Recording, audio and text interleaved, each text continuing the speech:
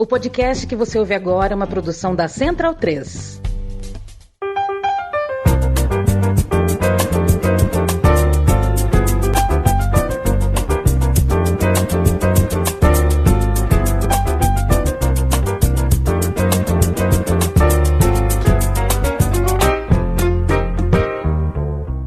Alô, galera ligada no podcast Meio Campo. Está começando mais uma edição desta parceria de 10 anos entre a Central 3 e o trio Ternura de outrora. Comigo estão Bruno Bonsante, Felipe Lobo e Leandro Stein.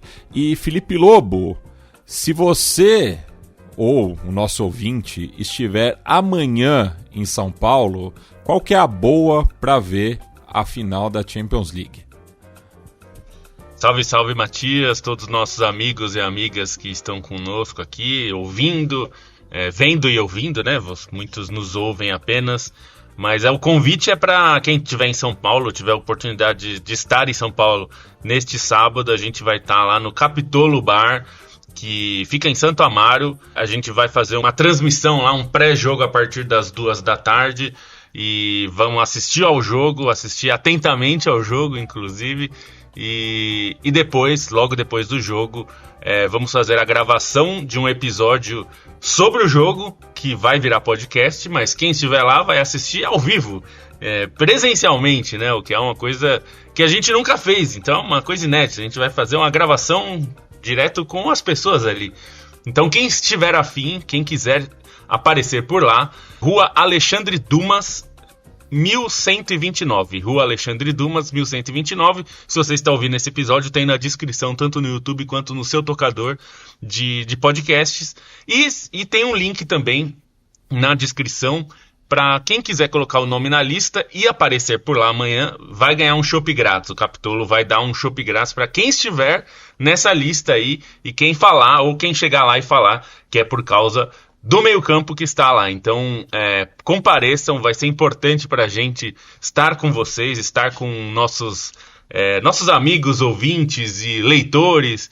Então, chame seus amigos, chame sua família. Se você não sabe onde assistir, vem assistir com a gente, porque a gente ainda faz um pós-jogo lá, que é um pós-jogo que você não vai ver em outro lugar, porque a gente vai falar de forma bem legal sobre o jogo e vamos estar nós 4 aqui, né? O Yamin, infelizmente, está na capital federal, não vai poder comparecer. Está lá por bons motivos, mas ele não poderá estar, mas estaremos nós 4. Então, você vem tomar uma cerveja com a gente, que vai ser legal. E aí você vai poder ver o Bonsa fazendo piada ao vivo, vai poder ver o Stein fazendo boas análises ao vivo, eu e o Matias lá, às vezes ficando um pouco sem graça. Então dá pra você aproveitar todas as coisas. Eu achava que eu era o alívio cômico do podcast, é o Bonsa, então. O palhaço sou eu. Não, você é um cara bem humorado, Bonsa. Eu não sou muito, então o máximo que eu sou de alívio cômico é involuntário, né? Então aí não é o melhor. O Bonsa, como vocês podem ver, que agora a gente tem até vídeo, né, Matias? Tem vídeos no YouTube, não só dos podcasts. O Bonsa, por exemplo, contou um pouco sobre a história lá da final mais marcante, talvez, da Champions League, pelo menos das que a gente assistiu enquanto nosso tempo de vida aqui, que é o Milagre de Istambul. Várias boas histórias daquela final. Então você pode ir lá no nosso canal do Meio Campo no YouTube. Se você está ouvindo via podcast, então corra lá no nosso canal, porque tem sobre o Hamburgo, tem sobre a CBF. Enfim, a gente tem feito mais vídeos lá para vocês aproveitarem. E aproveitar, né, Matias? Já que está um momento merchan, newsletter Meio Campo, newsletter.meiocampo.net. Pode procurar newsletter Meio Campo que você vai achar. Se inscreva lá, é gratuita a edição de sexta-feira. E de terça-feira tem uma edição só para apoiadores. E aí, então, se você quiser receber essa semana aí você faz o pagamento. Essa semana teve até chorinho, viu? Porque teve edição. Teve chorinho. Aliás, teve chorão, né? Chorão, porque, olha, a edição de terça tava bastante recheada. Ainda teve uma edição de quarta só sobre a Conference League, e enfim, e talvez tenha uma outra edição aí extra nos próximos dias, aí, antes da de terça. Olha então, aí. Você que assina, aproveite. E lembrando que quem assina o plano centenário aqui no YouTube e também quem é fundador, né, o membro fundador lá na newsletter, tem acesso ao nosso grupo de membros, e aí tem sempre boas conversas lá, a gente troca várias ideias no WhatsApp, então participe também. Ô Leandro Stein, qual que é o seu livro favorito do Alexandre Dumas? E se ele fosse vivo hoje, para quem ele torceria na França? Nossa, eu não tenho ideia, assim, tem que ver as origens dele, porque na França, geralmente, a torcida corresponde muito à questão geográfica, né? Sobretudo pelo desenvolvimento do futebol, que é um futebol mais no interior. Ó, ele nasceu num povoado perto, entre Reims e Paris, então estaria ali, ó. Talvez por ser um escritor clássico, torcer para o Stade de Reims faça mais sentido, né? E livro favorito, eu vou citar o clássico, né? Três Mosqueteiros, que acho que eu só vi o filme, o livro em si eu nunca li, mas enfim, não posso fazer uma avaliação tão profunda nesse sentido. E o Bruno Bonsante, qual que era o seu mosquiteiro favorito? Eu não faço nem ideia do nome dos... Eu vi o filme por causa da Eva Green só. Eu não prestei atenção nos outros. Você não viu o antigão lá? Aquele com o Charlie Sheen? Vi, mas faz muito tempo. Mas é ruim, teve um viu? recente, né? Um remake agora. Não, mas aquele era ruim. Francês. Eu gostava esse é bom. Eu gostava do Homem da Máscara de Ferro. Esse eu vi também. Esse eu vi. Mas eu esqueci o nome dos caras. O Athos, Porthos, Aramis e o D'Artagnan, que era o quarto mosquiteiro, né? O que é um absurdo, né? Porque prometem três... eu tô aqui com os três mosquiteiros, eu sou o D'Artagnan, então, do rolê. É que nem cê, tá ligado o Alvin e os Esquilos? Sim. Então, o Alvin é um dos esquilos. O cara não chama Alvin, mas o filme é sobre um cara e esquilos. Sim. E o nome é Alvin e os Esquilos, e o nome dele não é Alvin. E o Alvin é o principal. Devia ser o homem e os esquilos, incluindo o Alvin. Enfim. Eu não sei qual que é o original, daí isso pode ser também problema da tradução, né? Tem dessas. Pode ser. Bem, sem mais delongas, vamos falar então da final da Champions League, né? Amanhã, a partir das 16 horas, em Munique. E tem esse papo, né, que Munique sempre tem campeão inédito, né? Então, se um torcedor mais supersticioso do Paris Saint-Germain já está mais confiante, mas temos então aí mais uma final da equipe parisiense enfrentando a Inter de Milão, que busca a sua quarta orelhuda. Né? É a quinta final em Munique e os outros 4 campeões foram inéditos. Nottingham Forest, Dortmund, Chelsea e... agora eu esqueci o outro. E o Marseille, que ganhou em Munique também, é o único outro clube francês campeão da Copa dos Campeões da Europa, ou Champions League. A França chegou até bastante em final, acho que essa é a 8ª final de um clube francês, mas só ganhou aquele título com o Marseille, né? Stade de Reims perdeu, Saint-Étienne perdeu, Mônaco perdeu, o próprio PSG perdeu. Parece ser para o PSG a culminação de aí 14, 15 anos, né? Porque não é uma análise que a Champions League foi a obsessão do Paris Saint-Germain durante todos esses anos. Os jogadores técnicos, vários que já passaram pelo PSG, admitiram em público que a Champions League era o principal objetivo, era a obsessão, e precisava ser mesmo, porque não tem muito como...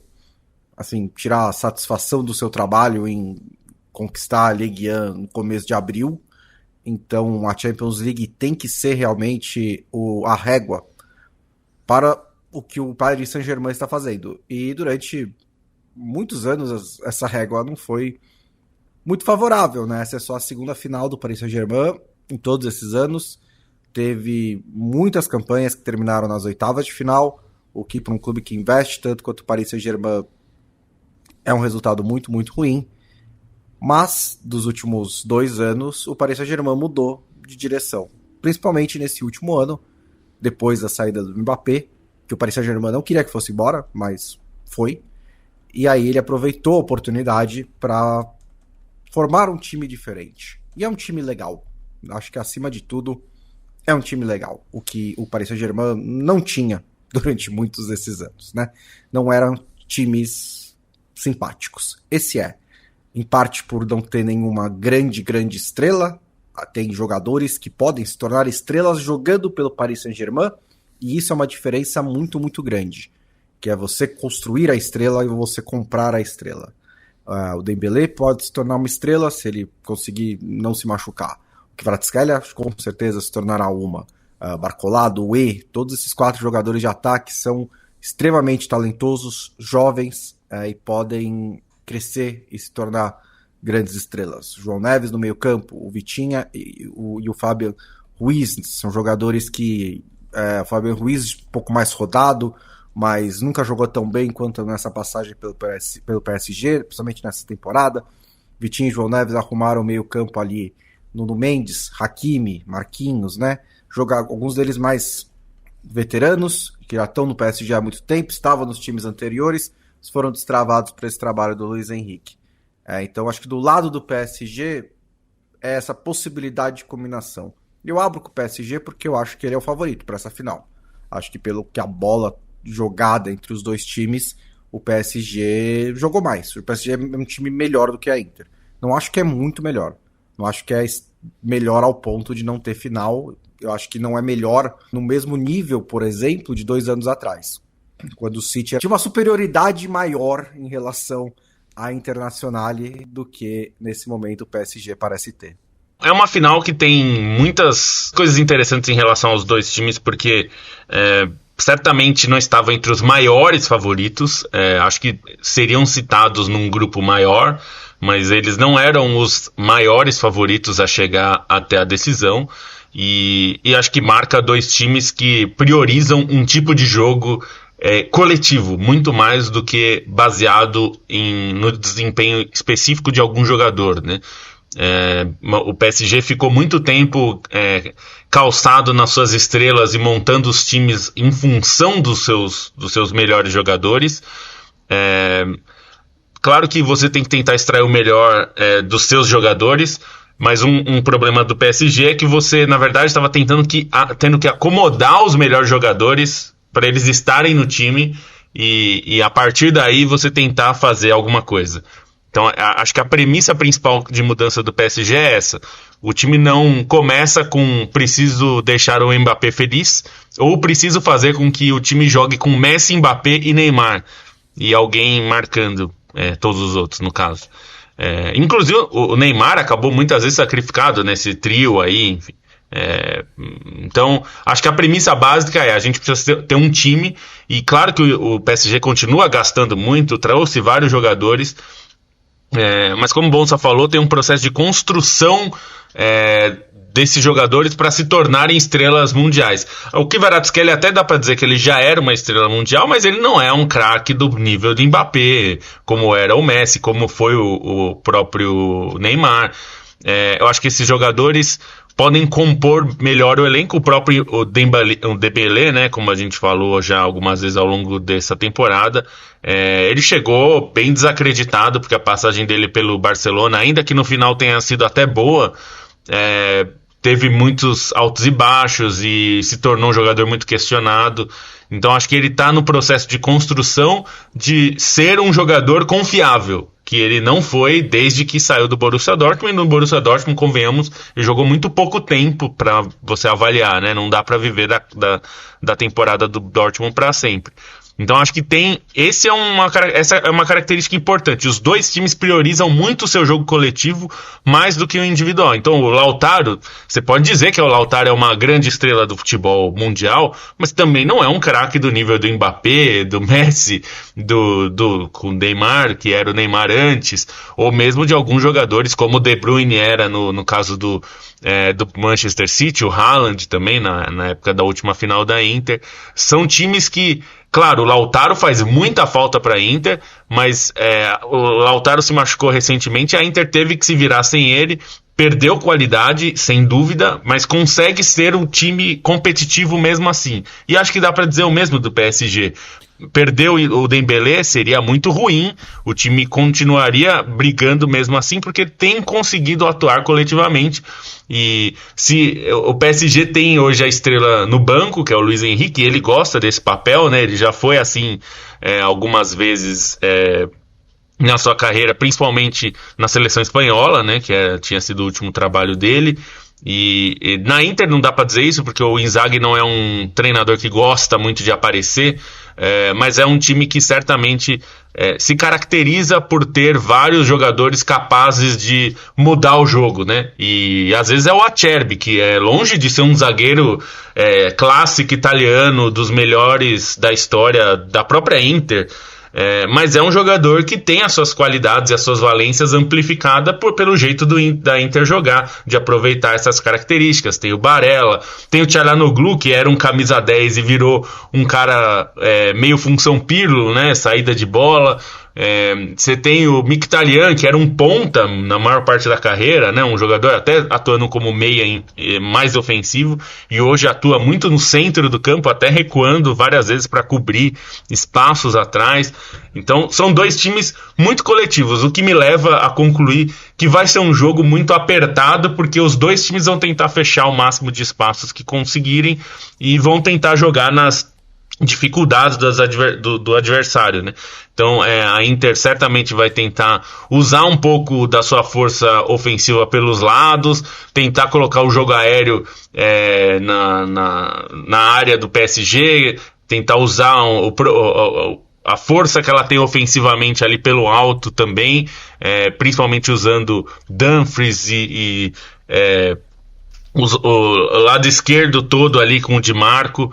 É um time que consegue virar muito bem o jogo, e certamente o PSG vai tentar explorar justamente esses buracos que a Inter às vezes deixa entre os laterais e os zagueiros, para tentar fazer uma saída de bola diferente. Se o PSG consegue recuperar a bola ali antes da Inter conseguir se armar, pode pegar a Inter de calça curta, e isso vai causar muito problema, porque uma das dificuldades da Inter é jogo em velocidade.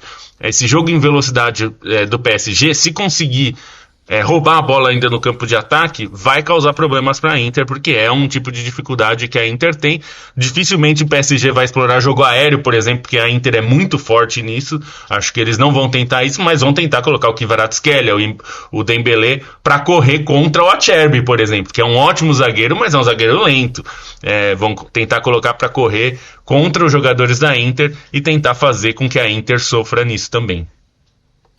Acho que quando a gente espera uma final, né, quando a gente tem expectativas sobre uma final, costumamos fazer alguns tipos de comparações, né, pensar em duelos táticos, em confrontos em campo, e até acho que a priori, quando a gente pensa essa final de Champions entre Inter e PSG, uma batalha que chama atenção é o dos dois meio campos, né, até pelo funcionamento diferente, pelo estilo de jogo da Inter e pelo estilo de jogo do PSG, que são times taticamente muito distintos e são times que funcionam de maneira muito distintas também, né? A Inter tem um trabalho de bola, mas também sabe ser um time bastante vertical. O PSG é um time que tem qualidades para jogar de diferentes maneiras, mas acho que, assim, indo além dessa disputa no meio-campo, para mim a grande chave nesse confronto vai ser pelos lados do campo, exatamente, né?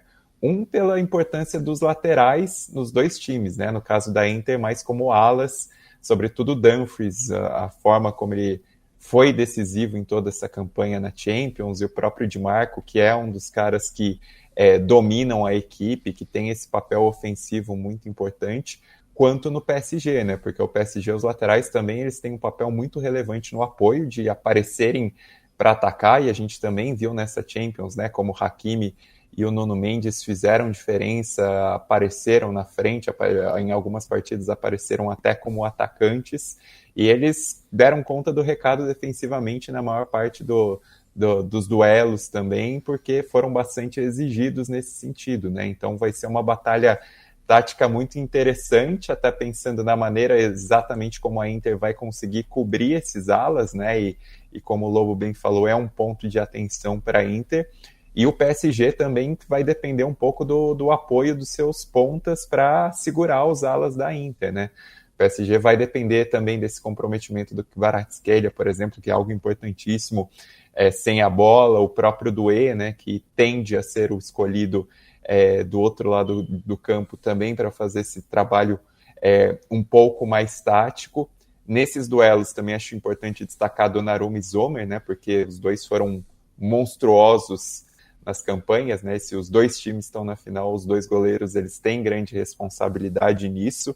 E algo que eu fico pensando também em relação à experiência em jogos desse nível, né, de uma final de Champions. E é interessante a gente pensar como o PSG disputou uma final de Champions não faz tanto tempo, né, foi vice-campeão para o Bayern de Munique em 2020, naquela edição da pandemia, e só um jogador do PSG continua no time em relação àquele vice, que é o Marquinhos, que é o capitão, enfim, uma liderança evidente, mas um PSG como projeto que mudou completamente, e a experiência desses jogadores do PSG tantas vezes se corresponde ao que eles já fizeram por suas seleções, né? Se a gente pensar que tem um Donnarumma que foi eleito o melhor jogador de Eurocopa, que tem um Fabian Ruiz que talvez tenha sido o melhor jogador da Eurocopa passada, embora não tenha sido eleito, o próprio Dembélé, que foi campeão do mundo com a França, que tem uma experiência importantíssima, enquanto a Inter mantém uma base muito mais próxima do time que foi vice-campeão em 2023 contra o Manchester City, né? Você percebe uma continuidade clara, e ainda que 3 titulares não sejam os mesmos em relação àquele time de 2023, não é que representam grandes perdas, né? No caso, o Onaná, o Brozovic e o Dzeko, dá até para falar que a Inter teve ganhos em alguns setores, em algumas posições. O Onaná jogou muito naquela temporada pela Inter, mas o Sommer talvez seja mais goleiro que o... Talvez não, eu acho o Sommer mais goleiro que o Onaná.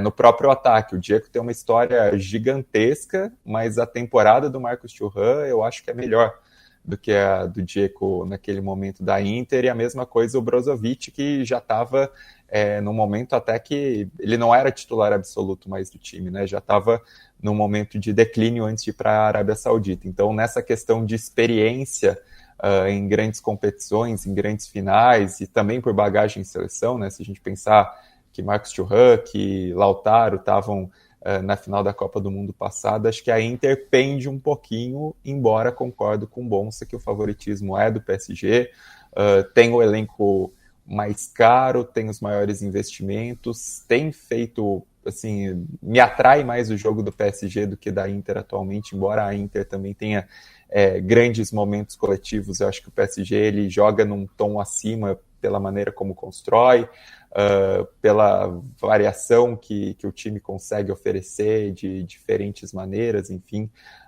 é um PSG que consegue produzir bastante nesse sentido, e até penso em potencial, assim, né, porque essa final, obviamente, é um momento de se aproveitar, né, uma chance clara de ser campeão europeu, porém, o PSG é um time que a gente nota um potencial de que dá para chegar em mais finais de Champions, né? Um trabalho no início, é um elenco mais jovem, são vários jogadores que vão ter a primeira chance, né? Se a gente pensar em Vitinha, em João Neves, em Barcola, em Doué, enfim, muita gente que vai poder ter uma grande chance, um grande palco na carreira pela primeira vez. Então o PSG também acho que tem esse fator construção que pode dar um pouco de alívio pensando em pressão de final, que a Inter vai estar no momento que para tanta gente talvez essa chance não se repita na carreira, né? Pensando em Sommer, em Mkhitaryan, em Acerbi, enfim, tantos veteranos desse elenco da Inter também. Eu queria lançar uma para codificar, só para codificar isso daí que o Stein falou, a Inter deu mais ou menos 43% dos seus minutos na Champions League para jogadores com 30 anos ou mais. Só o Atlético de Madrid deu mais do que isso. O PSG deu todos os minutos de jogadores com 30 anos ou mais para um único jogador, que é o Marquinhos. Então, a diferença de perfil dos dois elencos é muito grande. Isso vem um pouco da diferença financeira também, né? Entre o PSG e a Inter. A Inter é meio que obrigada a preencher lacunas no seu elenco com contratações baratas ou de jogadores em fim de contrato, então é mais oportunidades. Esses tipos de contratações, no geral, são de jogadores mais próximos dos 30 anos. O PSG consegue investir em jovens que são sempre mais caros. Então também tem um pouco disso. Tenho certeza que a Inter preferiria ter um time mais jovem, mas esse é o time que ela conseguiu montar. E acho que um negócio de encaixe que também é importante é que o PSG não joga com uma linha tão alta e tão maluca quanto o Barcelona, mas joga com uma linha alta também e pressiona também e é um time que ao longo desse mata-mata em que foi muito bem, também teve momentos de sustos, né? Alguns uns 15 minutos aqui, ali contra o Arsenal, no fim do jogo contra o Villa Park, apesar de ter sido melhor do que o Liverpool, precisou dos pênaltis. Então não é um time que controla os jogos, que consegue matar as partidas necessariamente e depois administrar. Não é no nível de loucura do Hansi Flick do Barcelona, mas é um time com muito lá e cá. E isso pode transformar o jogo numa mini semifinal, em que a Inter tem muitas oportunidades também de ter o contra-ataque e tudo mais.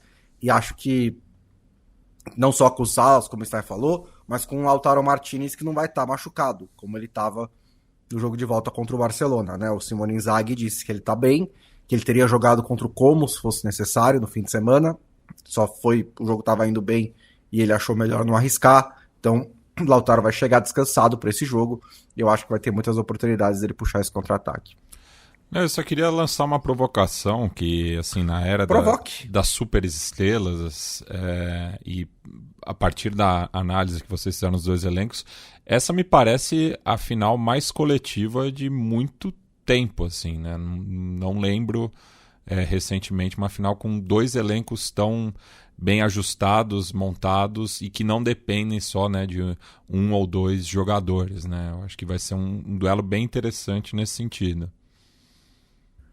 É que muitas finais recentes tiveram o Real Madrid, né? Que foi, tanto com o Zidane quanto com o Ancelotti era meio que isso, né? Era meio que assim, tinha o seu valor coletivo nos times, mas não eram times que eram marcados por essa força coletiva, por um estilo de jogo muito característico, né?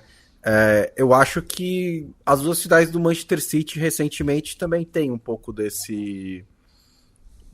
natureza, né? O Manchester City do Guardiola é um time que é do Guardiola, né? Ele permite você teve um Haaland e o De Bruyne, que são jogadores de mais destaque, mas eu acho que mesmo na Tríplice Coroa, em que o Haaland foi espetacular, liderou, fez muitos gols e tudo mais, ainda era um time mais coletivo do que girava em torno de estrelas, e do outro lado estava a própria Internazionale do Simone Inzaghi, e 2 anos antes disso, esse Manchester City, menos até estrelada, sem o Haaland ainda, pegou o Chelsea do Tuchel também, que era um time bastante coletivo. Então, a gente teve alguns outros exemplos aí recentemente.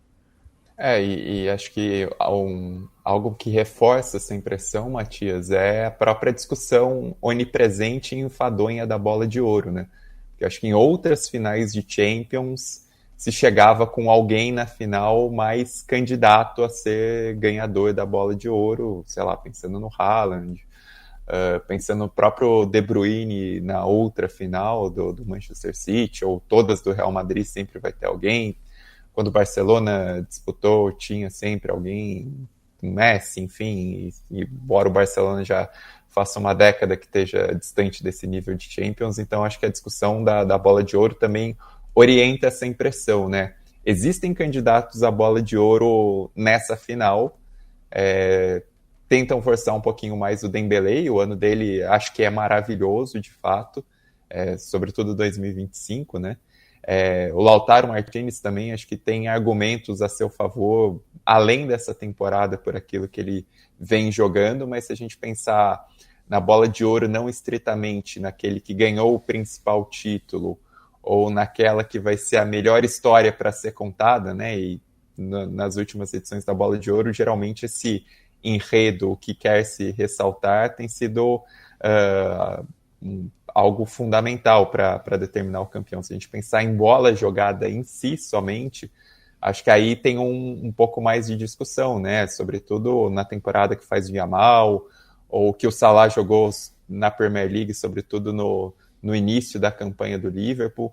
Então acho que tira um pouco essa discussão, tira um pouco também esse olhar sobre as grandes estrelas, esse enredo que tanto se insiste para vender manchete, né? Que não deveria acontecer muito, mas enfim, a gente sabe como é que é o futebol. Mas de fato, são dois times muito coletivos e uma Inter que se baseia nessa coletividade, né? E na própria, como o Bonsa falou da montagem do elenco, é uma Inter que ela tem essa estratégia de montagem de elenco, e eu acho que é uma estratégia muito boa, porque a Inter ela tem um elenco muito completo. Se a gente pensar em 22 jogadores da Inter, talvez os 22 da Inter, nenhum clube da Europa tenha num nível tão elevado, assim, equilibrado desses 22. A gente pode discutir, obviamente, tem times com reservas excelentes, com opções no banco excelentes, mas dos 22, de trocar essas peças, é algo que eu gosto de enfatizar bastante. A Inter tem um elenco muito homogêneo, e isso é um mérito também de um ideal coletivo.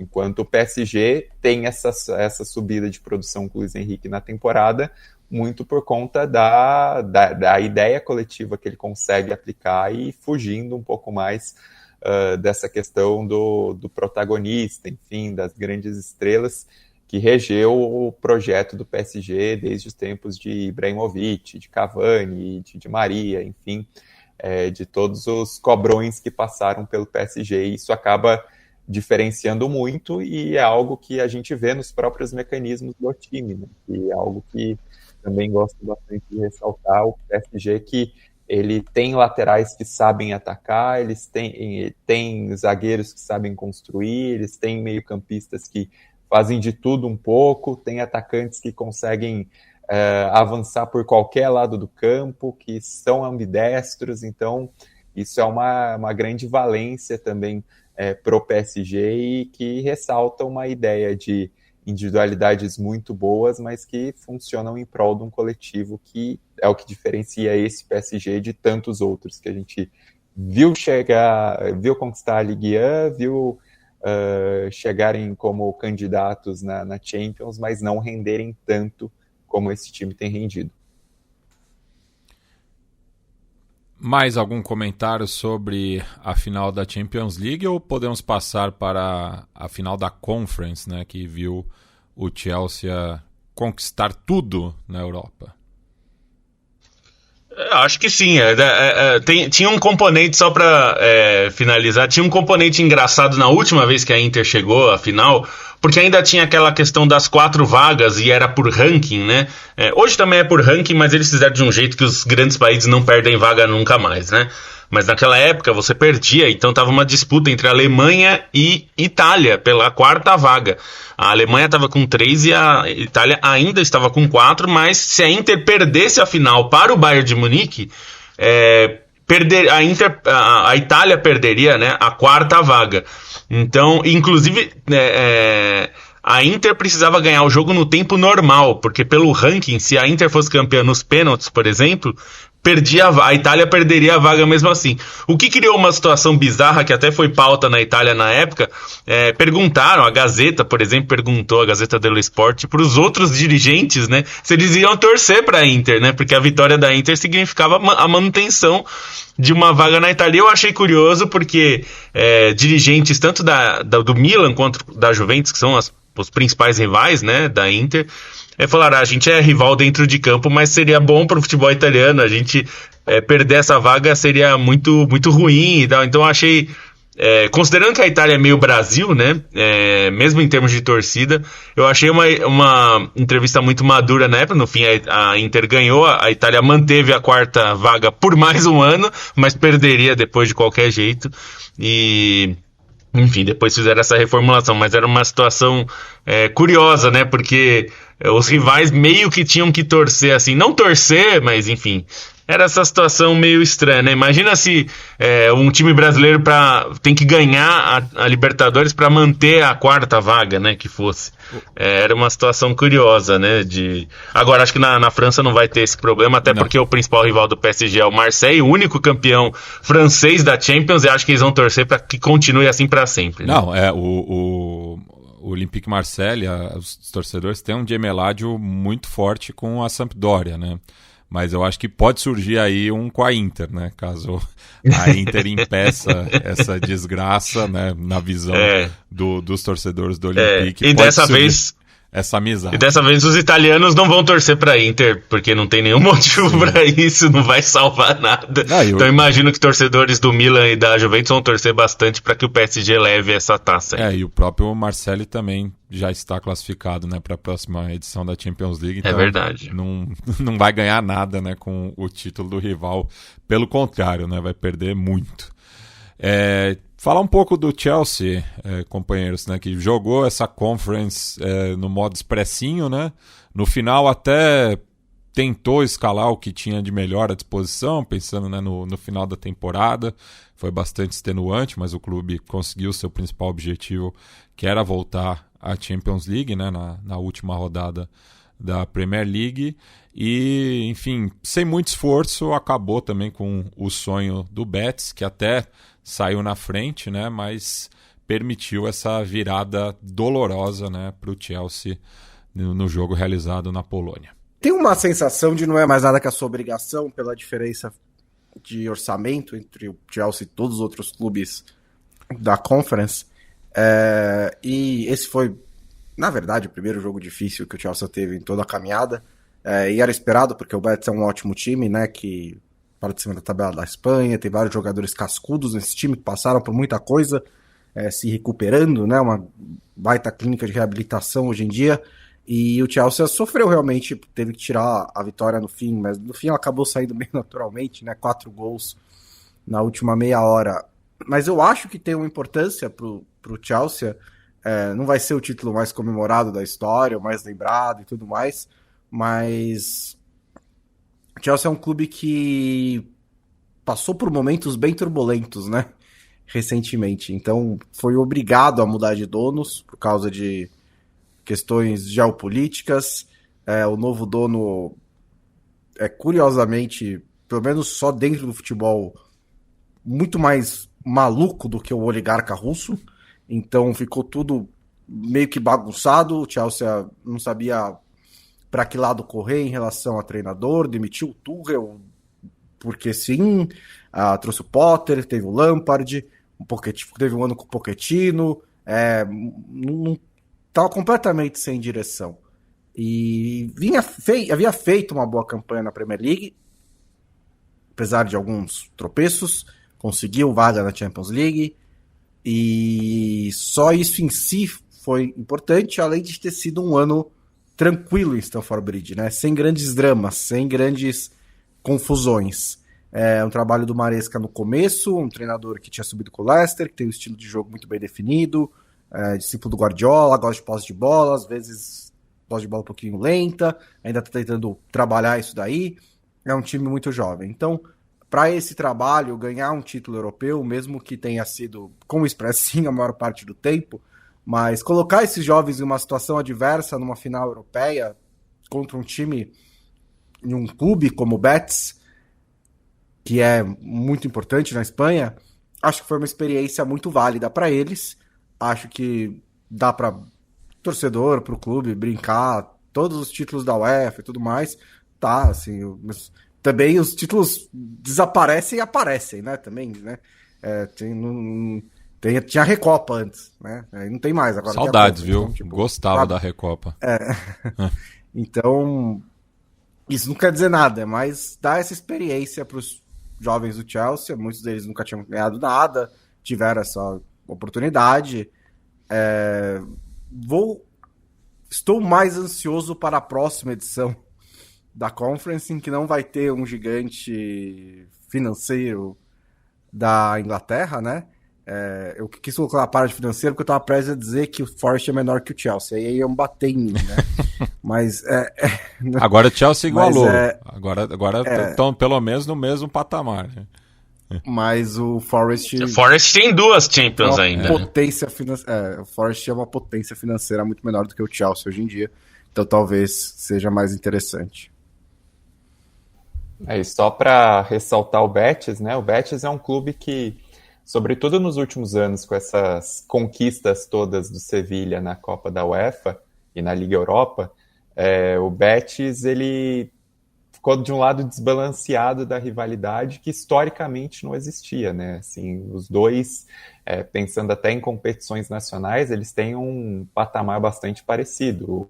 O Betis ganhou antes o Campeonato Espanhol, por exemplo, né, num time que se desfez ali porque foi campeão um pouco antes do início da Guerra Civil nos anos 30. O Betis tem seus títulos de Copa do Rei, menos que o Sevilla, mas títulos para marcar momentos importantes. Então, sim, ter essa visibilidade continental é importante também para essa percepção ao redor do Betis, né, que acabou sendo visto de uma maneira muito inferior do que o Sevilla por conta desses sucessos todos do rival, né, em 7 finais, 7 títulos, e achei que foi importante essa final para mostrar, sobretudo, assim, o ambiente da torcida do Betis, né, porque teve um domínio total nas arquibancadas na Breslávia por aquilo que a gente viu, assim, de ambiente de estádio em relação ao Chelsea. Obviamente se compara, né, um Chelsea acostumado a disputar competições europeias, finais de Champions, o Betis que estava na primeira vez, mas mesmo assim, acho que em condições de temperatura e pressão iguais, a torcida do Betis é mais calorosa que a do Chelsea, mesmo no Benito Villamarín, né? A torcida lotou o estádio para ver a final em telões, e isso foi bastante legal. E lamento, assim, o vice do Betis por conta dos personagens, né? Porque seria legal, por exemplo, o Manuel Pellegrini ter um título que terminasse de coroar, né? Não é o fim de carreira dele, mas está próximo disso, mas é uma história gigantesca do Manuel Pellegrini, né? Se a gente pegar desde as passagens dele pela Argentina, por São Lourenço, por River Plate, enfim, e depois que ele fez em Villarreal, em Málaga, em Real Madrid, em Manchester City, é um treinador que poderia ter esse título para coroar um pouco mais o currículo e coroar o papel dele no que eu já considero como o maior treinador da história do Betis, né? Já conquistou a Copa do Rei, o Betis tem vindo de uma regularidade muito grande que nunca teve no Campeonato Espanhol, de ter 5 edições seguidas entre os 7 primeiros, de ter 5 classificações seguidas para Copas Europeias, isso é inédito na história do Betis, e pelos próprios personagens em campo, né? Pensando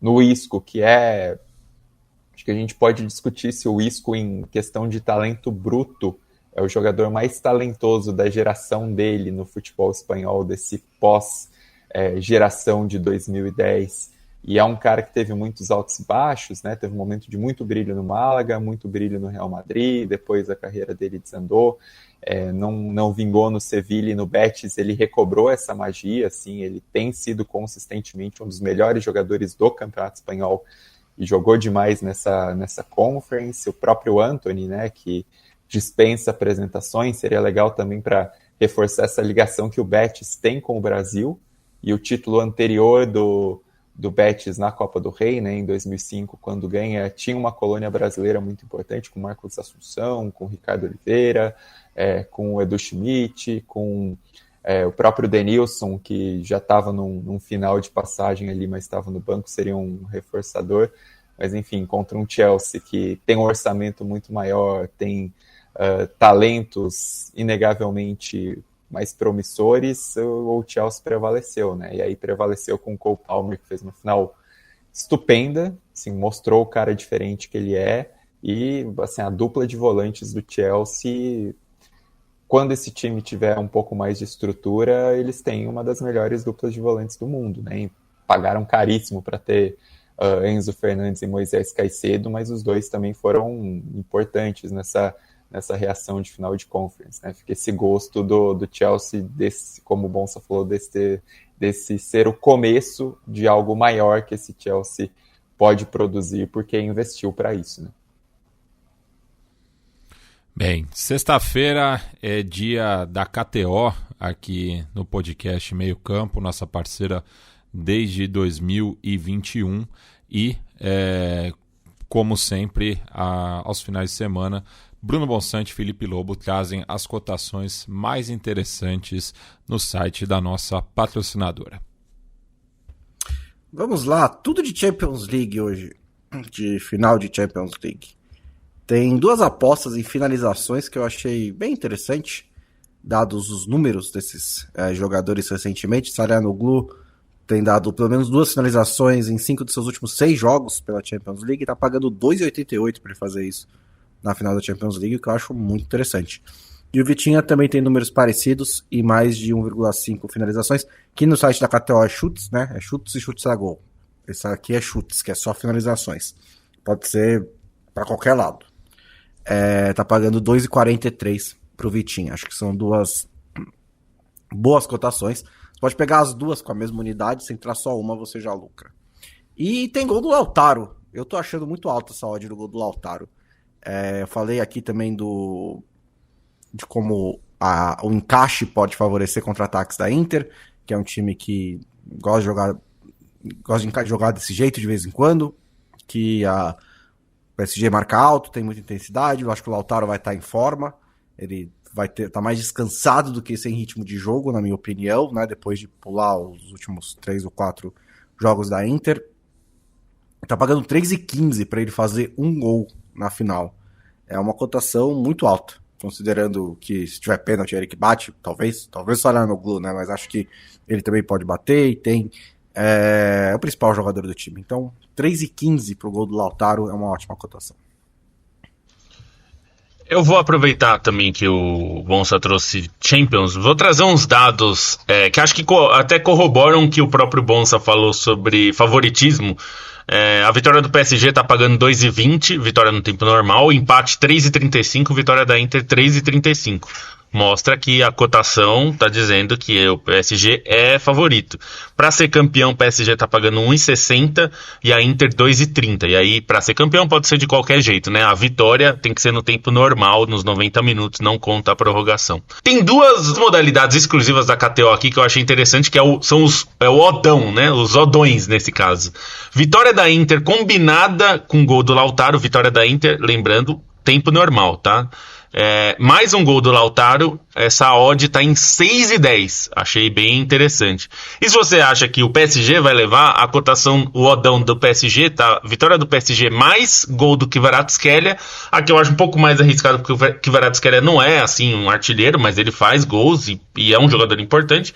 Essa cotação tá 4,70. E então aí é um cardápio aí pra vocês verem. Essas duas eu achei muito interessantes, as duas. Final do argentino, Matias Pinto. Huracan e Platense. Olha, quem você acha que é o favorito nas cotações? Eu acho que é o Platense pela campanha. Huracan é o favorito, 2,43 tá pagando, empate 2,95, Platense 3,40.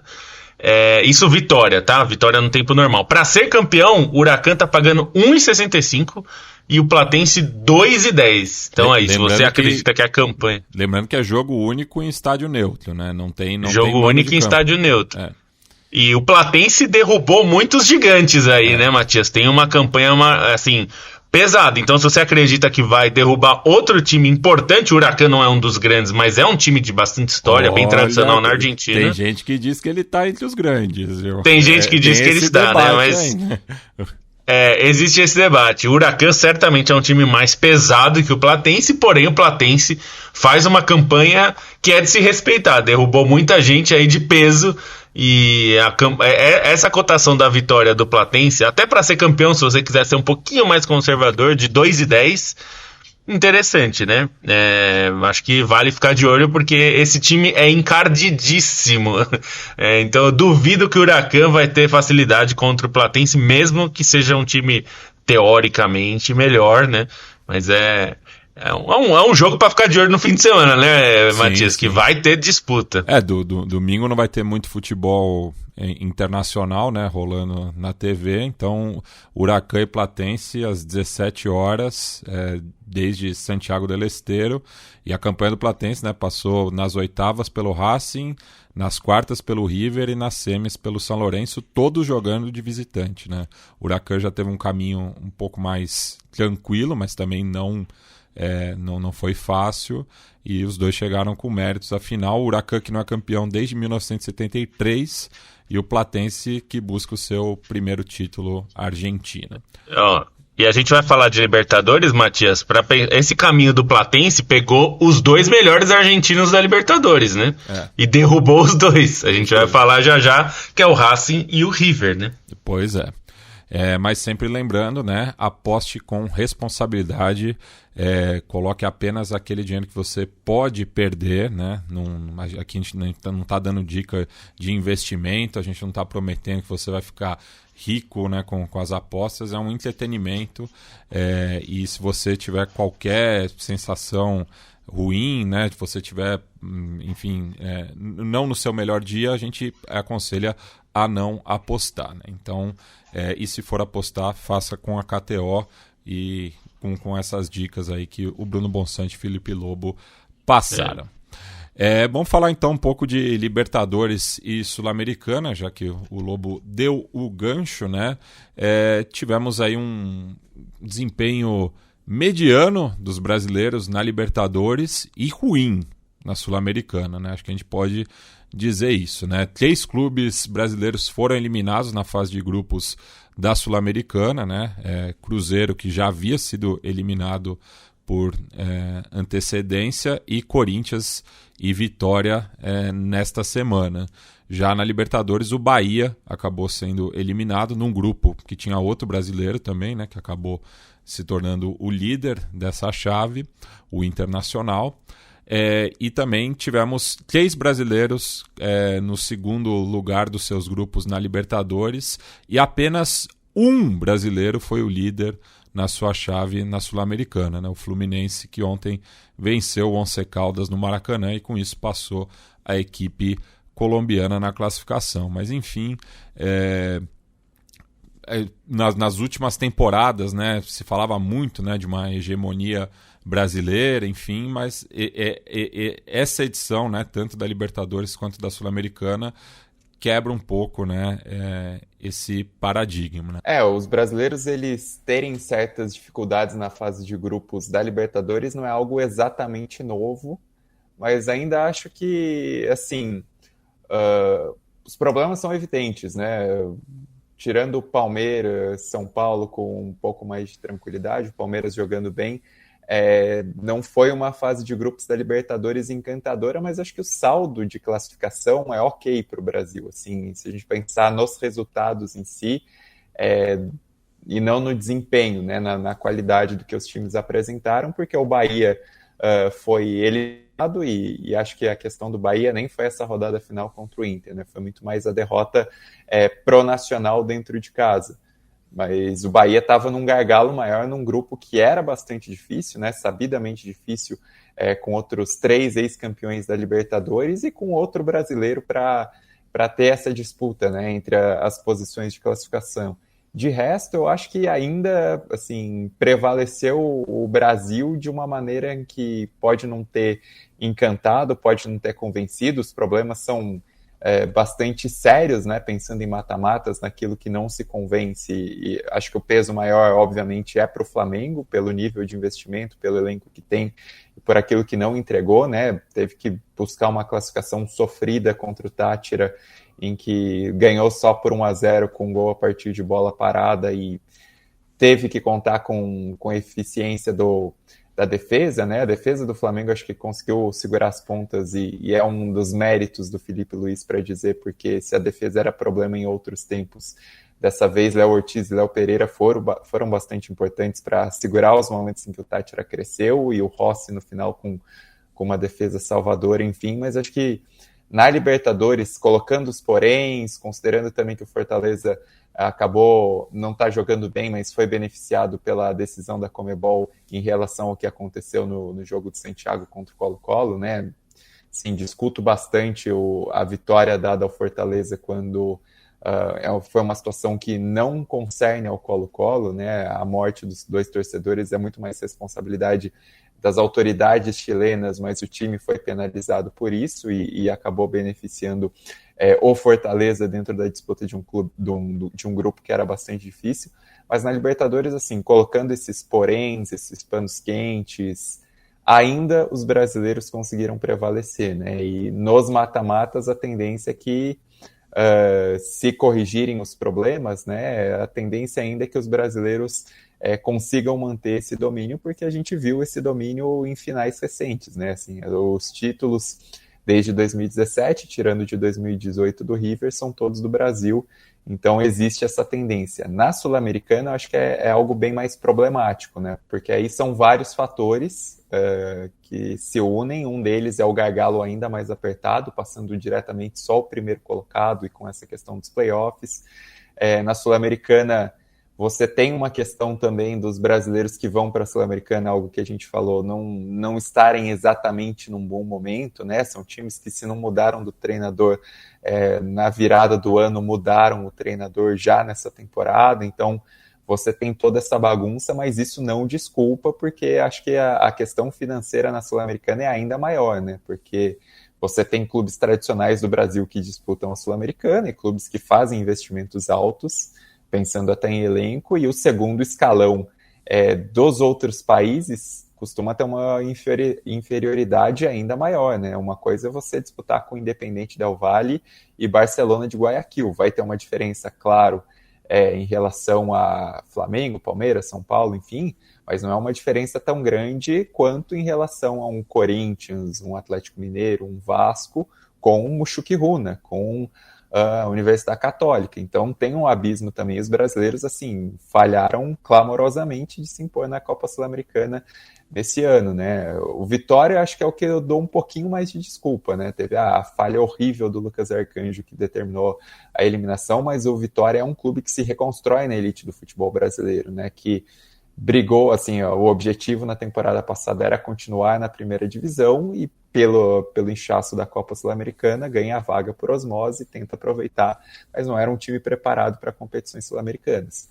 O Cruzeiro, assim, foi um vexame que aconteceu na campanha da Sul-Americana, até vindo como vice-campeão e pelo investimento que fez, e acho que o início de brasileiro atenua. E aí isso é outro fator também, né? Os brasileiros, eles não dão tanta importância para a Sul-Americana, porque tem Copa do Brasil e Brasileirão rolando, consequência de calendário inchado, enfim. E o Corinthians também é um fracasso, porque já tinha fracassado na Libertadores, vai para o pote 4 na Sul-Americana e pega um grupo difícil, né? Se a gente pensar em América de Cali e Huracan, que são dois times muito tradicionais, mas ainda assim eram Corinthians que tinha obrigação, pensando em questões financeiras, enfim, o Huracan que também nesse momento está pensando mais no campeonato argentino e acaba falhando, né? E mesmo o Atlético Mineiro. Assim, jogou Atlético com 9 Mineiro, titulares só, né? 9 reservas, né? Apenas 2 titulares. Então, era obrigação do Corinthians, assim, enfim. Mas até pensando no Atlético Mineiro, não ficar na primeira posição também é algo... É um fracasso do Atlético Mineiro, né? Porque precisava fazer o resultado em casa contra o Cienciano e tropeçou e já vinha numa campanha com problemas. Então, na Sul-Americana, eu acho que acaba sendo mais problemático, assim, e a Sul-Americana nos últimos anos tem sido mais difícil para os brasileiros, né? Se a gente pensar desde 2016, quando a Chapecoense foi campeã, são 3 títulos do Brasil. O Brasil vem de 3 vices consecutivos, mas a gente vê triunfos de outros países, né? E aí, só para dar outros destaques nas duas competições e pro Lobo e pro Bonso, se eles quiserem falar também, acho que na Sul-Americana o destaque vai para os equatorianos, né? Porque das 3 melhores campanhas, 2 foram de equatorianos e 2 clubes equatorianos mais modestos. O Muxuquiruna foi, acho que é a grande surpresa dessa temporada na América do Sul até o momento, porque teve a melhor campanha com 16 pontos num grupo que era cascudo, né? Que, enfim, tinha Cruzeiro, tinha times bem mais tradicionais no cenário continental, e o Muxuquiruna foi a liderança, ainda mais pensando em projeto, que é um clube com raízes indígenas, enfim, essa história que foi bastante explorada, é um ambiente muito mais modesto, e a Universidade Católica do Equador também, que passou com a 3ª melhor campanha, acaba sendo outro destaque. E aí, na Sul-Americana, nos mata-matas, né, dos 24 times, são 3 equatorianos e o outro equatoriano repescado da Libertadores, e é o Independiente Del Valle, né, que foi 2 vezes campeão, que é um time que, mesmo nessa condição de ter que disputar os playoffs, pelo histórico na Sul-Americana, acho que parte como um dos candidatos ao título, né? Acho que dos repescados, junto com o Bahia, é o time que acaba me chamando mais atenção com esse potencial de prevalecer na Sul-Americana. E na Libertadores, acho que vale um destaque também ao Universitário, que foi justamente o time que se impôs sobre os equatorianos, né? no grupo que tinha Independiente Del Valle e Barcelona talvez mais credenciados para passar os mata-matas. O Universitário avançou na segunda colocação. E, assim, é um momento importante para o futebol de clubes peruano que vinha patinando nos últimos anos, né? A gente não tinha um clube peruano nos mata-matas da Libertadores desde 2013, com o Real Garcilaso. O Universitário não disputava os mata-matas da Libertadores desde 2010. Então, é uma presença muito importante, né? Assim, 12 anos sem ter um clube peruano, mata-mata de Libertadores é inconcebível. E aí tem também o Alianza Lima, né, que tirou o Boca Juniors nas fases prévias, embora tenha ficado na terceira colocação do seu grupo na Libertadores, seja repescado para a Sul-Americana, também acho que é um resultado importante, assim, para melhorar um pouco esse ambiente do futebol de clubes peruano, né? E aí o Cienciano também na primeira colocação do seu grupo, um ex-campeão da Copa Sul-Americana, conseguiu prevalecer no grupo contra o Atlético Mineiro. Acho que são os destaques aí para falar um pouquinho além do Brasil também. Eu acho que eu só acrescento, acho que enfatizar na parte da Libertadores é que, assim, não sei se foi o caso mais claro dos últimos anos, mas os clubes brasileiros administraram muito essa fase de grupos e no fim todos passaram, né? Então eu gostaria que tivesse tido menos o Bahia, né? Não, sim, menos o Bahia, mas é o que eu ia completar, né? Que sim, todos passaram, menos o que estava em um grupo com 2 brasileiros. Então, ali era um pouco mais difícil, realmente, tinha mais chance de um ficar fora. Mas brasileiros estavam sozinhos no grupo, né? Alguns empurraram um pouco com a barriga, outros tiveram problemas de desempenho mesmo, né? Não é necessariamente proposital não começar tão bem a fase de grupos da Libertadores, mas nenhum tirando o Bahia, que eu não acho que foi o caso, era um grupo muito difícil, né? Acho que os dois foram com tudo a fase de grupos inteira, mas ninguém foi penalizado, né? Então eu acho que não é um sinal legal para a competição. Me incomoda um pouco a forma como, principalmente na Sul-Americana, essa administração acontece. Assim, em alguns casos, como o caso do Vitória, eu acho que era um desses casos que evidencia que o time não tinha condição de disputar 2 competições assim. É um time que precisava primeiro se salvar do rebaixamento, né, na temporada que voltou à Série A. O caso dos brasileiros é onde me parece mais grave o inchaço da competição, né? Porque os times brasileiros tratam com um desdém da Sul-Americana, que a gente via muito no começo, na criação da Sul-Americana. O Brasil tratava muito como uma competição que ninguém queria disputar, né? Isso foi mudando com o tempo, os times conquistando títulos, e virou um título que passou a ser atraente. Mas acho que também por esse nosso calendário e de tudo, e por essa questão dos times entrarem quase sem querer na Sul-Americana, né, por escapar do rebaixamento e o prêmio aí para a Sul-Americana, também acho que acaba virando uma competição que é quase um fardo, né? E aí me incomoda um pouco isso, porque mostra que talvez não fosse o caso de ter tantas vagas mesmo. Pelo menos para o Brasil, deveria se pensar. E eu sei que isso parece uma loucura, porque agora quer que os times não joguem. E não é bem isso, é que eu acho que está prejudicando a própria competição, né? Tem casos eu acho que graves, os casos do Cruzeiro e do Corinthians, por exemplo, porque eu acho que eles tentaram jogar, não foi um descaso. O Corinthians, inclusive, jogou com jogou com titulares jogos que perdeu, inclusive jogos em casa. Então acho que é uma questão de desempenho ali, que os dois times sofreram. O Cruzeiro melhorou no Brasileiro, passou a estar brigando lá em cima, que era o que se esperava, né? Assim, o que os donos esperavam quando gastaram o que gastaram. E o Corinthians viveu uma turbulência, troca de técnica e tudo. Mas me incomoda um pouco isso. Agora, a Libertadores eu acho que tem alguns sinais de tipo o Flamengo ter sofrido como sofreu, mais do que se esperava, né? O começo pareceu melhor pro Flamengo, e aí teve um desempenho que acabou sofrendo depois, até esse último jogo com um desempenho que não achei que ia acontecer, do Flamengo precisar sofrer para se classificar. O Botafogo sofreu já desde o começo, né? Acho que desde o começo ficou claro que o Botafogo tinha problemas, e a gente viu isso. Mas no fim, assim, Acho que os clubes brasileiros administram muito a Libertadores porque sabem também que o importante é classificar, porque ainda que classificar em segundo não é o melhor dos mundos, mas o mata-mata é outra competição, muda tudo. Então, quer dizer, o Inter ter passado em primeiro num grupo que era pesadíssimo, que tinha o Bahia, tinha Atlético Nacional, tinha o Nacional, que era um grupo difícil, não significa nada, porque pode pegar o Flamengo na próxima fase e vai ser um confronto dificílimo, né? Então, assim, acho que tem um pouco desse aspecto. Como normalmente quase todos os brasileiros passam de fase, mesmo com desempenho mais ou menos, houve uma certa administração. Acho que tem alguns times tipo São Paulo que precisava muito mostrar serviço, porque a torcida estava pressionando, enfim, e tem essa coisa com o Zubeldia, que né, até um mês e meio atrás se falava em queda do Zubeldia, e aí os resultados ajudaram a tirar um pouco essa pressão. E assim como o Palmeiras ter ganhado todos os jogos, que é uma coisa impressionante, assim, do ponto de vista de conseguir fazer isso é muito difícil, né? Muito raro.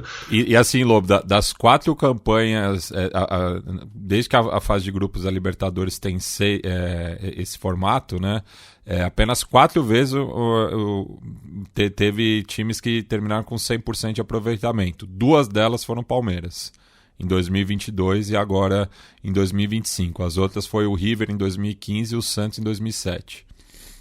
É impressionante, assim, mas o próprio Palmeiras certamente sabe que as oitavas de final é outro campeonato, pode vir um adversário perigoso, enfim, a gente sabe disso. Mas, assim, isso acontece na Europa também, tá? Assim, a gente já viu, a Inter mesmo que a gente estava falando agora, durante a Champions, na fase de Liga, administrou vários jogos, inclusive teve jogo que jogou com mais da metade do time em reserva. Então a Inter fez muito isso e já tinha feito em temporadas anteriores em outra forma, quando era a mesma forma da Libertadores, de fase de grupos. A Inter fez. O Manchester United do Alex Ferguson cansou de fazer isso, já se ferrou inclusive por isso muitos anos atrás, mas o Ferguson adorava colocar um monte de reserva na Liga dos Campeões quando era um jogo que ele achava que dava para ganhar de qualquer jeito. Então isso não é uma novidade em times muito fortes ou que são muito confiantes da própria capacidade, como era o Manchester United do Ferguson, não o Manchester United de agora, que não confia nem que consegue ganhar a Liga Europa, quanto mais ganhar a Champions League. Mas a Libertadores eu acho que está vivendo um problema que a gente viu na Champions, que será que a fase de grupos talvez precise de uma reformulação, assim, e isso mais do que mudar a fórmula, que é o que os dirigentes adoram, passa talvez por rever as questões de vagas, né, que a gente repete ano após ano, assim, talvez precise valorizar um pouco mais a competição, inventando menos fases prévias, né, de fases preliminares. E não sou contra ter preliminar, mas acho que tem preliminar demais porque tem vaga demais. Acho que era uma questão de se pensar isso para valorizar um pouco mais também a competição e valorizar a própria Sul-Americana, que eu acho que está sendo muito escanteada, porque os times brasileiros entram quase como bufando, assim, de ter que jogar, né? Alguns times ficam torcendo para ser eliminados, né? Então, talvez seja o caso de mudar isso, enfim. Mas a gente está falando, mas não vai mudar, né, Matias? Mas eu faço questão de colocar aqui que eu acho que esse é o principal problema e não a fórmula, porque eu não duvido que a Conmebol invente de puxar a fórmula da UEFA, porque é o que eles adoram Liga. Fazer, para inventar um formato Liga para dizer que vai melhorar, assim. Até pode ser que a gente pode até discutir depois se funcionou na Europa, mas a questão não é essa na América do Sul, né? Eu acho que tem... as boas histórias acabam acontecendo apesar dos excessos de vagas e apesar dessas questões de clubes brasileiros dando de ombros para a Sul-Americana. E uma das melhores histórias dessa fase de grupos foi do Central Córdoba de Santiago del Estero, estreante na competição, que inclusive venceu o Flamengo no Maracanã e mesmo com 11 pontos foi eliminado, né? Essa foi a segunda vez que aconteceu na Libertadores, né, de um time que chegou a essa pontuação e não conseguiu a classificação, né? O antecedente foi o Audax Italiano em 2007, num grupo com Necaxa, São Paulo e Aliança Lima, né? Acabou ficando em terceiro e eliminado, assim como o Central Córdoba, que no começo da rodada era o líder do grupo, acabou terminando na terceira colocação, eliminado, e agora vai enfrentar pelo playoff, né, da Sul-Americana, o Cerro Largo, que foi também uma das melhores histórias da Copa Sul-Americana, né? Os brasileiros que terminaram em segundo já têm adversário, né, na Sula. O Grêmio pega a Aliança Lima, o Atlético Mineiro o Bucaramanga, o Bahia enfrenta o América de Cali e o Vasco o Independente Del Valle. Os demais confrontos, né, já pensando aí o chaveamento das oitavas de final da Sul-Americana a partir desse playoff e das oitavas de final da Libertadores, serão sorteados na segunda-feira, daquele sorteio que enrolam pra caramba, né?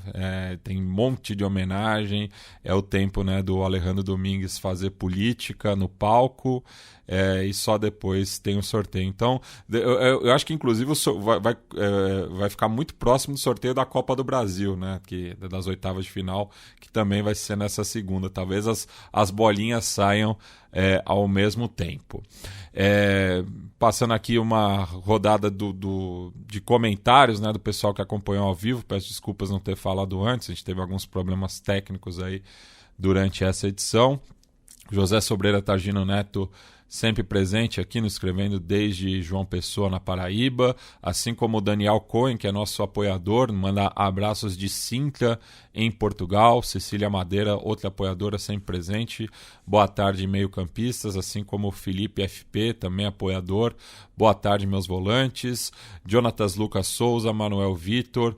Jonathan Pereira pergunta, Di Maria ou Diorca F? Nossa, boa pergunta, viu? Ele que nos manda um abraço da gélida Nossa Senhora do Desterro, a atual Pra Florianópolis. mim não tem dúvida, não. Ah, olha, eu sou muito mais fácil de Maria, viu? Olha, eu tô bem dividido. Eu gosto mais do Di Maria, mas acho também o Diorca F um baita jogador, né? Eu acho que o pessoal lá em Milão falaria Diorca F. O Di Maria que está voltando ao Rosário Central, né? É uma das novidades aí das transferências, pensando na próxima temporada. No caso da Argentina, no restante da temporada. Renato Mutiwiti, Alan Freire, César Bandeira, que nos escreve lá da fronteira do Brasil com o Paraguai, João Fernandes Garcia, que nos escreve de Rio Preto, Daniel Vasques, Matheus Cremonese, que comenta aqui a volta do Di Maria, foi assunto também no grupo de apoiadores do meio campo. José Vladimir Sasso, chegou a hora do PSG ser campeão. Giovanni Lima Montenegro sempre presente, já acha que a Inter será campeã. O PH, que é nosso membro, assinou aí por mais um mês, chegando atrasado, mas vou colocar no 2 vezes para alcançar a gente. Paulo Duarte, atrasado, mas deixando a curtida. Também acho que vai dar Inter. Enfim, bastante gente aqui comentando. E a gente espera, né, que quem tiver aqui por São Paulo consiga comparecer amanhã no Capitolo Bar, na rua Alexandre Dumas, ali na Zona Sul, né, próximo de 2 estações de metrô, de uma da CPTM. Fácil de chegar. Felipe Lobo, até logo, camarada. Até logo, Matias. No nosso caso, até amanhã, né? Estaremos lá para fazer essa transmissão que vai ser bem legal. Enfim, muitas coisas. Eu vou destacar aqui que o Antônio Conte resolveu ficar no Napoli e vai ser... É uma surpresa, todo mundo esperava que ele saísse, né? Por causa do conflito com Aurélio De Laurentiis. Mas ele vai ficar, eu acho que é uma ótima notícia para o torcedor do Napoli e para o campeonato italiano, eu acho também, porque significa que o Napoli provavelmente vai continuar bastante forte e de novo brigando nas cabeças. E vamos ver se o Conte muda a história dele na Champions, que ele não costuma ter muito sucesso na Champions, né? Então vai ser uma boa história. E até amanhã. Leandro Stein, até amanhã, e deixo também um último destaque aí para você. Até amanhã. Putz, um último destaque. Deixa eu pensar aqui. Pego desprevenido, mas só pensando nas possibilidades aí, acho que fica também um destaque para a volta do Massimiliano Allegri para o Milan, né? Não é um treinador que me enche os olhos, mas tem um passado vitorioso no clube, tem um passado vitorioso inegável na Série A e vai ter essa oportunidade agora no Milan, que Acho que indo além dos técnicos, né, teve problemas, enfim, mas o Sérgio Conceição acho que foi bem mais consequência de uma bagunça do clube, não que ele tenha se ajudado, até as declarações dele acabaram minando um pouco o espaço dele, mas enfim, essa volta do Allegri, pelo menos uma tentativa do Milan de recobrar um pouco o protagonismo da Série A que faltou bastante nessa temporada. Até amanhã. E Bruno Bonsante fechando aqui esta edição 136 do Meio Campo. Também deixo para você um último destaque e até amanhã, camarada. Agora é oficial, né? O reinado de terror do Lucas Vazquez na lateral direita do Real Madrid acabou, né? Agora o Real Madrid tem um lateral direito de altíssimo nível. Contratou oficialmente o Alexander-Arnold, que todo mundo já sabia, né? Mas o Liverpool tá vendo um pouquinho ressentido, né? Conseguiu arrancar 10 milhões de euros para liberar o Arnold um mês antes do fim do contrato, porque o Real Madrid queria inscrevê-lo no Mundial de Clubes. O Arnold, para o esquema do Xabi Alonso, acho que é muito interessante, né? Ele é diferente. É curioso porque o Liverpool foi lá e contratou o lateral direito que o Xabi Alonso estava usando, né? No lugar do Arnold, que é o Frimpong, mas eles têm que também foi anunciado hoje, né? Então acho que a comparação entre os dois, eles têm características um pouco diferentes, né? Os dois são bastante ofensivos, mas o Frimpong ele é mais de esticar, de dar profundidade, de chegar em velocidade. O Arnold, ele entra mais pelo meio, ele tem mais um lançamento, mais um passe nas costas da defesa. Vai ser muito interessante ver o Arnold partindo da ala direita no esquema do Xabi Alonso, procurando o Vinícius Júnior e o Mbappé e o Bellingham e todos esses jogadores que são muito bons em fazer essas corridas nas costas da defesa, entrar em diagonal e se movimentar. Acho que ele vai ter muitos alvos, né, para esses passes. Foi uma excelente contratação do Real Madrid, que tá precisando mesmo reforçar várias posições na sua defesa, né? Já trouxe o Huijsen também, que é um zagueiro jovem do Bournemouth, se destacou bastante. Agora o Arnold, até que poderia trazer mais um ou dois. Até amanhã. Então é isso, senhores. Mais uma vez, reforçando aqui o convite, né? Amanhã, a partir das 14 horas, no Capitolo Bar, ali na rua Alexandre Dumas, 1129, na Zona Sul de São Paulo. A gente espera vocês. E quem colocar o nome na lista ganha um chopp grátis, né? Então, as informações estarão lá no Instagram do Meio Campo. E se você é apoiador, né, tá lá no grupo do Meio Campo também, tá salvo ali, tá fixado, né, esse comentário ali no nosso grupo. Então é isso. Só para lembrar, viu, Matias? Quem não puder ir, ou é de fora de São Paulo, vai ter transmissão ao vivo do nosso pós-jogo, né? Então, você vai poder ouvir como podcast, mas vai poder assistir também. Então, acabou o jogo da Champions, você já pluga aqui no nosso canal do YouTube que você vai assistir o nosso programa pós-jogo. Então, até mais. Então é isso, pessoal. Tchau, tchau.